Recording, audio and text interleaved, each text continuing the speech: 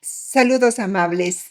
Otra vez estamos en este espacio que yo lo llamo espacio de corazón y espacio de alegría.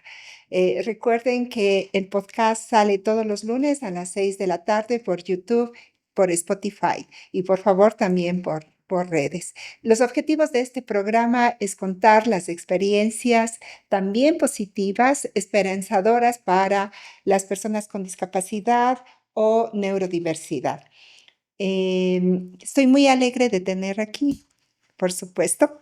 Él ha querido presentarse solo como ciudadano, pero yo conozco la gran trayectoria. Él es José María Egas, ingeniero antropólogo, y repito, ha participado ya durante su larga experiencia en diferentes instancias estatales, privadas, en la lucha y defensa y protección de los derechos de las personas en las diferentes áreas, salud, educación, bienestar, etcétera, ¿no? Y les voy a comentar, aparte de que me parece un lujo estar con él de verdad, por la gran trayectoria que tiene, quiero comentarles cómo empezó otra vez esta experiencia, ¿no? Ustedes saben que estoy trabajando en investigación con el equipo grande que existe en las diferentes instancias y el interés de dejar impregnado en la política pública, en los protocolos de manejo de atención a los niños con discapacidad y neurodiversidad. Y entonces me acerqué a José María Egas, indicándole porque él es parte, además del Observatorio de la Salud. Y me acerqué a través de Diego Córdoba, que por favor yo quiero tener energía en esto. Y me comentó algo que me parece hermoso y que me parece que en este momento donde a veces desaparece la esperanza, el camino por que todo el mundo se pelea en redes sin un correcto horizonte, todavía existen muchas personas y demasiados esfuerzos y diversos en toda el parte de la ciudad y del país y a veces tenemos luchas separadas, ¿no?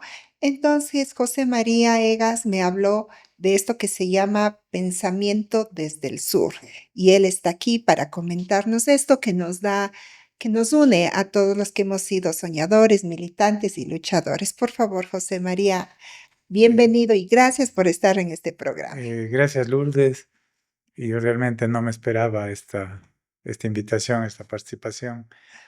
Eh, Siempre he estado, como tú dices, dedicado al tema social y desde que ya uno deja la dependencia laboral hemos estado desde la ciudadanía construyendo espacios que logren incidencia política.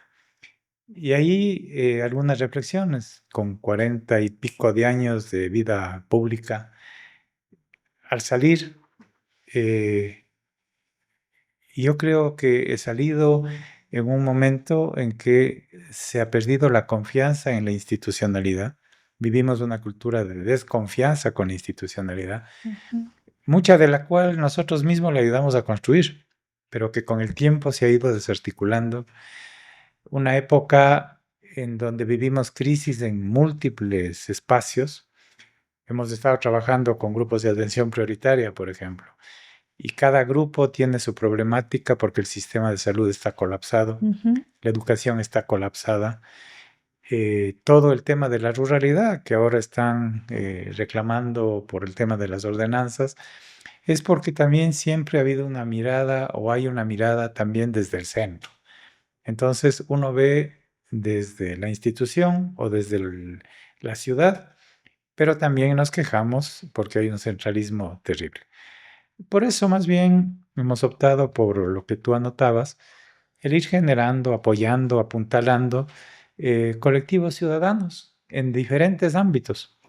Y más bien, más que decir formar otro o unámonos o que sea, pues dar fuerzas para que sigan trabajando en lo que les toca. Tú decías, hay un observatorio de discapacidades, hay gente que trabaja con personas de enfermedades autoinmunes, hay personas que simplemente sufren la falta de salud. La idea es que volvamos a retomar aquí en Cuenca como un centro de pensamiento. Por eso nos planteamos esto del pensamiento desde el sur porque como dice el poeta y como dice la canción, oigan, el sur también existe. Y desgraciadamente hemos dejado de ser actores en una construcción colectiva, incluso como país. Y eso también lo planteamos más bien como un simposio ciudadano, o sea, que es un simposio, un espacio donde haya posibilidades de dialogar, de no excluir, de aceptar las ideas de las diferentes personas en cualquier condición y comprometerse con ellos en causas comunes. Entonces la idea ha surgido fruto de esta práctica, de esta convivencia, si tú quieres, ciudadana. Sí creemos que es un espacio de esperanza, pero también es un espacio de mayor compromiso, porque a todos nos consta cómo se ha ido degenerando, si vos quieres, la propia cultura ciudadana, en donde no importa si la violencia pasa en la casa vecina o en familiar, y simplemente ese no es mi problema. Estamos normalizando que no haya justicia, sino a veces desvío de la justicia por temas políticos. Estamos normalizando que la participación ciudadana tiene que seguir un lineamiento institucional en vez de ser lo que era, una expresión ciudadana de los sentires. Hay una cooptación de las personas dentro de las instituciones o fuera de ellas, porque a veces requieren de las instituciones para llevar adelante proyectos o lo que quieran. Eso es lo que nos ha llevado a generar este espacio, o estamos generando este espacio, en el cual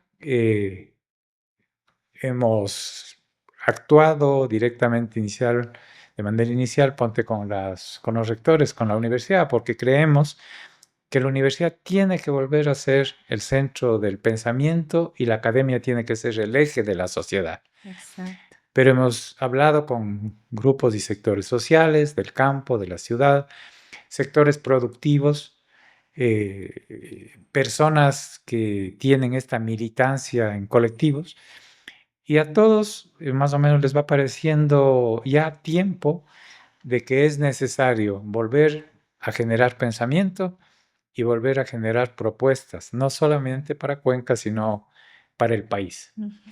Esa es la idea. Sí, sí, muchísimas gracias por eso. Recuerdo que cuando dije sí por el área de la discapacidad, tú me dijiste sí, pero también hay otros grupos y haciendo todos juntos lo vamos a lograr, ¿no? Cuando hablas del el área del sur, por favor, puedes explicar, porque yo estuve en la disertación del proyecto y me pareció hermoso. Y por qué no solo considerar a Cuenca, sino a las diferentes áreas. Yo quisiera ponerte con un ejemplo pragmático, el tema de conectividad, Ujú, ¿ya? Este rato las carreteras empiezan de Riobamba hacia el norte y aquí a veces estamos peleando por la nueva carretera Cuenca-Guayaquil, ujú. pero estamos dejando de ver que Cuenca tiene relación con Machala, con Loja, con Morona, con Cañar, y que en definitiva, si queremos una relación de conectividad y de fortalecimiento, no podemos seguir pensando en el tema solo de Cuenca. Otro ejemplo, el propio hospital José Carrasco Arteaga, donde estamos haciendo observación. Es un hospital de tercer nivel que solo atiende el 30% en tercer nivel, el 70% en primero y segundo nivel, y recibe pacientes, casi un 50% de pacientes de todo el sur y un poco también incluso que vienen de Chimborazo y a veces de Guayas.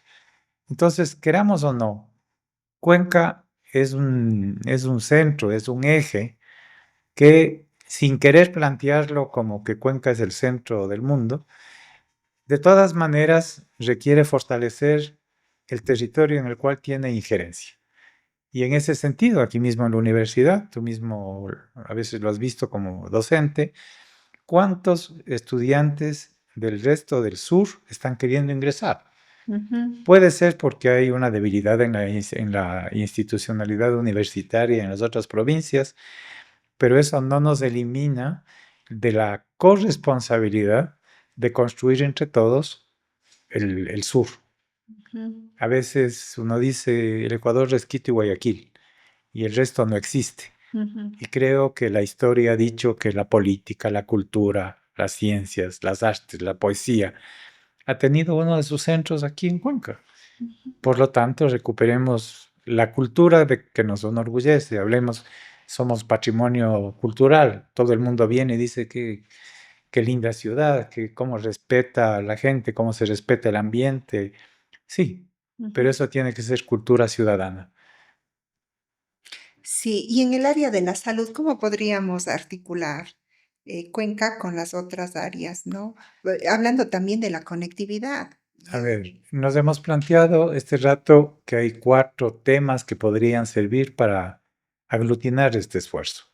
El uno es de la conectividad Ujú, y en eso estamos planteando la necesidad de generar una mancomunidad del sur ujú, para que solucione lo que te digo, no solo el tema vial, sino tema ferroviario, tema comunicaciones.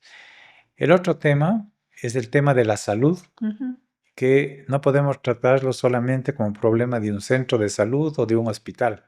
Es un problema social vigente. El tema de la educación. Cada vez hay más chicos que ni siquiera tienen educación inicial, que están dejando de asistir a las escuelas y peor al bachillerato. ujú, Y o optan por la migración o simplemente no tienen oportunidades. Entonces estamos hablando de conectividad, de salud, de educación y de algo que está relacionado con lo otro, que es el tema de la generación de empleo. Y no podemos seguir viviendo en una sociedad que no tiene posibilidades de futuro si es que no tiene personas con las mínimas habilidades. En el punto que tú anotas, este rato, creo que el sistema de salud nacional, el modelo de salud nacional, la famosa red pública de salud, no está funcionando. sí, Porque primero no hay reglas claras desde el rector, desde la rectoría del ministerio. ujú, El seguro funciona por sí solo, el seguro campesino por sí mismo. Las entidades que tienen temas de salud, como la propia Municipalidad de Cuenca, funciona al margen. Entonces no hay una política en la cual todos pensemos en el territorio. No puede ser que haya centros uno al frente del otro y mientras tanto no haya medicinas, no haya profesionales, hay zonas totalmente abandonadas de los centros. ujú, Cuando a veces nos han preguntado, oiga, el tema, ¿será problema de ambulancias, por decirte algo? En el sector rural, las camionetas de doble uso, carga y personas, se han transformado en ambulancias que pueden sacar a enfermos de emergencia. ujú. A veces llegan, a veces no llegan. Tú topabas el tema de personas con enfermedades autoinmunes, oncológicas, diálisis. Ajá. Este rato en los medios de comunicación está que 1 millón de personas están en peligro porque no se pagan las dializadoras. Ujú, Aquí mismo, si no fuera por Solca, que tiene su propia normativa, el hospital del IES o el propio regional tienen problemas para tratamiento oncológico. ujú, No puede ser que no haya medicinas por A o B motivo y una medicina para mujeres con cáncer de mama, el Solca les venda una ampolla cada 21 días a $800 y en una farmacia particular esa misma ampolla les cueste $4,200 cada 21 días. Entonces, si 800 ya es duro para una economía familiar mediana, ¿qué digamos 4,200? ujú, Es como decir, oiga, no hay mucho que hacer. Y esto sobre todo también vinculado al tema de la falta de una política de medicina preventiva.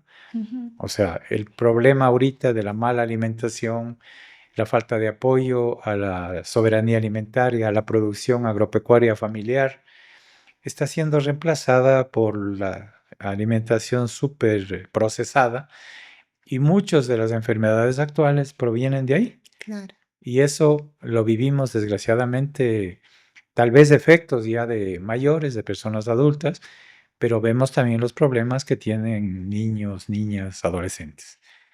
una cosa que duele también en salud, eh, no puede ser que no haya lo que llamábamos un programa de medicina familiar y comunitaria para que se detecten ciertos problemas desde la primera infancia. Ujú. La desarticulación de los centros de asesoría en las escuelas, sobre todo en el sector rural. ¿Qué está haciendo? Que muchos niños o niñas empiezan a tener síntomas o manifestaciones de enfermedades o de situaciones de discapacidad que pueden ser tratadas, pero como no hay esos espacios, simplemente después ya va agudizándose y a veces es irremediable el tema. Entonces, lo que estamos pensando, lo que te decíamos, esa unión, por ejemplo, universidad, para que con los equipos ahora y sobre todo creo que la propia universidad debe revisar los propios pensums académicos de, de lo que es las ciencias de la salud, Sí. relacionar más a los estudiantes, hombres y mujeres, que salen a los internados, salen Ujú. a lo rural, y cuando conversas con ellos, salen y no tienen idea de lo que es entrar a trabajar en la administración pública. Ujú. Entonces, lo que estamos diciendo, oiga, en estos diálogos involucremos a los jóvenes Ujú. para que cuando salgan sepan que la administración pública, que el servicio comunitario Ujú. tiene cosas buenas, malas y también otras que ni siquiera están desarrolladas. Sí. Esa es la formación que estamos planteando. Sí. Bueno, ahora como estabas mencionando esto, ahora las actividades de la vicepresidenta de la República va a ser el tema de la desnutrición. Y yo decía ahí, bueno, no hay nada sobre el estado nutricional de los niños con discapacidad. La emaciación en los niños en general es del 3% y en los niños con discapacidad, es decir, el peso muy, muy bajo, muy flacos, es del 3% en los niños que no tienen discapacidad y en los que tienen discapacidad del 50%, que es altísimo y el Ministerio de Salud Pública no logra incorporar en sus protocolos. Entonces yo ya llamé a diferentes personas que por favor involucremos este tema, ¿no? Pero ¿por qué lo menciono? Era porque este esfuerzo que hacemos puede parecer desarticulado y personal y a lo mejor no tenga efecto, que si lo hago dentro de un grupo, que estamos juntos y que tenemos un objetivo general y que si pasa algo que si no se aprueba, entonces todos estamos juntos por conseguir ese logro. Eso me parece muy importante, ¿no? Que con esta articulación, ¿cuáles serían como los objetivos a corto plazo a conseguir para que se mejoren estos servicios que están colapsados de educación, de salud, que no sea tan centralizado, que podamos, que las cosas puedan fluir mejor? La ejecución del presupuesto, por ejemplo, este rato el Ministerio de Salud Pública no tiene para comprar los medicamentos básicos. La red no está funcionando de tal manera que si un servicio de salud está lleno en las unidades de cuidados intensivos, ya no hay donde referir o la persona que está del campo por las cuestiones de las carreteras no puede llegar acá. Entonces, en esos términos, o sea, ¿qué nos plantearíamos como grupo para tener un objetivo a corto, mediano y largo plazo? A ver, ahí hay varios puntos que tú anotas. A veces vivimos esa realidad en donde no hay fármacos para cualquier condición. Ujú. Y hay dos caminos con los que hemos optado. La judicialización, que a la larga pagamos los propios contribuyentes a precios que las farmacéuticas te ponen. Y el otro camino es el tema de echar la culpa a los gerentes, a los directores de las unidades, Ya. cuando el problema es la falta de una política seria de presupuestación y financiamiento. Ujú. Te pongo ejemplos. En el IES, los presupuestos que son hechos con formatos que pueden estar bien, emanados del centro, eh, no son reconocidos en su verdadera magnitud por las instancias centrales. Por ejemplo, un presupuesto de 100 millones que plantea el José Carrasco. Te dicen, usted tiene el 50% de entrada. Ujú. Véase cómo se arregla. Y de ese 50% te dan un 20% al inicio, un 15% para julio, y si logras pelear para septiembre, cuando ya es muy difícil comprar, Claro. te llega el resto. Entonces, no hay una planificación ni una presupuestación que se respete. Entonces, no hay una política en eso. Queda a la discreción de las instancias centrales y a veces de la falta de apoyo de las propias entidades en sus niveles provinciales. Te ponía ese ejemplo que tú lo anotaste, porque eso pasa, creo que en toda la red pública. Toda la red pública. Y si vamos a la educación, este rato se están sacando a niños porque se ha disminuido el presupuesto y se está planteando que los padres y madres de familia vayan por lo menos 1 o 2 veces a la semana, sobre todo en el sector rural, a limpiar la escuela o ayudar a que el rato que salen los niños sirvan de apoyo para que no sean atropellados. Si una padre o madre de familia, que normalmente en el sector rural está dedicada a la construcción, a tareas domésticas, ¿cómo puedes exigirle que pida 1 o 2 días en su trabajo para hacer eso? Entonces, se está disminuyendo el presupuesto en lo social. Sí. El MIES es permanente el reclamo de pago incluso a las casas de acogida y todo eso. Y peor a una política que va más allá de eso. Este rato estábamos analizando en unos espacios.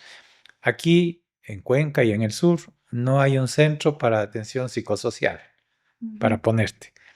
En Cuenca hay una cobertura de centros de atención muy baja frente al porcentaje de niños. Entonces, estamos viendo esa crisis.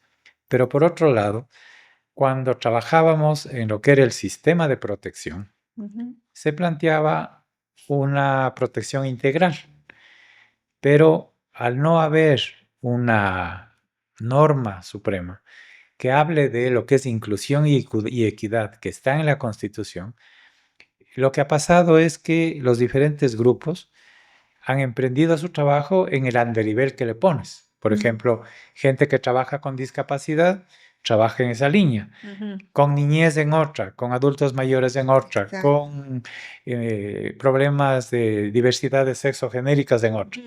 Nos hemos acostumbrado a parcelar una realidad que no puede ser parcelada. Es integral el problema. La salud es problema de todos, sin descuidar las particularidades Por supuesto. que se dan. Sí, O sea, totalmente tú no de acuerdo. puedes dejar de atender eso. Entonces, este planteamiento del simposio ciudadano viene a ser sobre todo el cómo nos juntamos todos para analizar la problemática general, pero también a plantear propuestas en cada una de las líneas. Excelente. Entonces, la idea es volver a pensar y volver a proponer. Y en algunos casos, yo siempre tengo la esperanza. Hoy tenemos el presidente Noboa.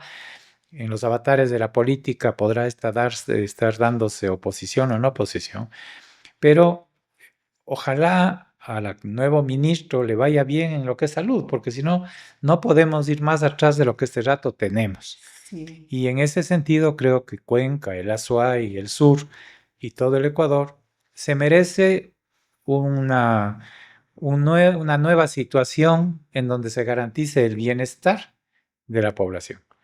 Entonces, creemos en estos diálogos en donde habrá grupos que se encarguen de los diferentes temas, pero que sintamos que cuando, por ejemplo, estamos topando el tema de salud y vos decías la problemática de las discapacidades, eso nos debe doler a todos y cómo apoyamos a esa problemática. Exacto. Igual que ustedes que trabajan con discapacidades y todos nosotros, cómo apoyamos a las pacientes que viven con enfermedades autoinmunes y que a veces tienen problemas muy graves y muy serios.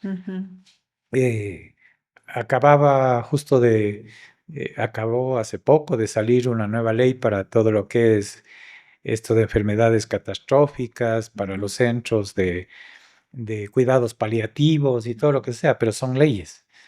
Pero no hay una política y una voluntad política de comprender eso como una realidad a la cual hay que financiar y apoyar. No solamente desde el centro. A veces se dice la salud es, por ejemplo, problema del ministerio porque es el ente rector, él es el que hace, es la competencia es del ministerio. El problema es que dice el ministerio es responsable de la formulación de políticas, pero nunca te dice que además es responsable de la infraestructura, de poner los centros de atención, de la evaluación, del seguimiento, porque ahí está excluyendo a gobiernos de otros niveles como el de Cuenca, que tiene servicios de salud. Ujú, Entonces, cuando vemos eso, que esto que se ha asignado competencias, está significando que nos despreocupemos localmente de los problemas que podemos enfrentar nosotros. ujú, Yo recuerdo cuando me tocó trabajar en el municipio, nos tocaba enfrentar, ahí no había competencias, pero teníamos que enfrentar el tema de la mendicidad, de la drogadicción bajo los puentes, del apoyo con enfermedades, de ahí sale el primer hospital, Farmasol, etcétera, etcétera. Porque hay una especie de concurrencia aceptada por la ujú. Constitución, en donde las competencias ha servido de un lavado de manos. Y ahí yo te pongo un ejemplo para personas con discapacidad. Este rato, el CONADIS, la Ujú, oficina del CONADIS aquí en Cuenca, es manejado por un técnico desde Quito. mm, La persona que está aquí es la única, ujú, no se sabe qué funciones hace, qué hace el Ministerio de Salud, qué hace el CONADIS, ujú. cuál política. Entonces, creemos que es momento de volver a pensar la realidad, los problemas, las políticas, pero desde un espacio colectivo. Ujú, Yo recuerdo cuando el arquitecto Sixto Durán quiso privatizar todas las empresas, entre ellos Etapa. ujú, Hubo una manifestación a Quito que frenó el proceso donde estuvieron desde el propio obispo, directivos de las cámaras, sectores barriales, sectores rurales, colegios profesionales, y se frenó, defendiendo que una empresa que ha sido cuencana y queramos o no, es de lo mejor. ujú, Entonces, en ese sentido es el tema de reunirnos para pensar, ujú. no decir lo que yo creo es la verdad, creo que ahora nadie tiene la verdad. Nos toca crear nuevos paradigmas, nuevas ideas, no excluir a las personas porque piensan diferente y sobre todo buscar ideas que rompan la estructura que vivimos con propuestas que tienen que tener incidencia política.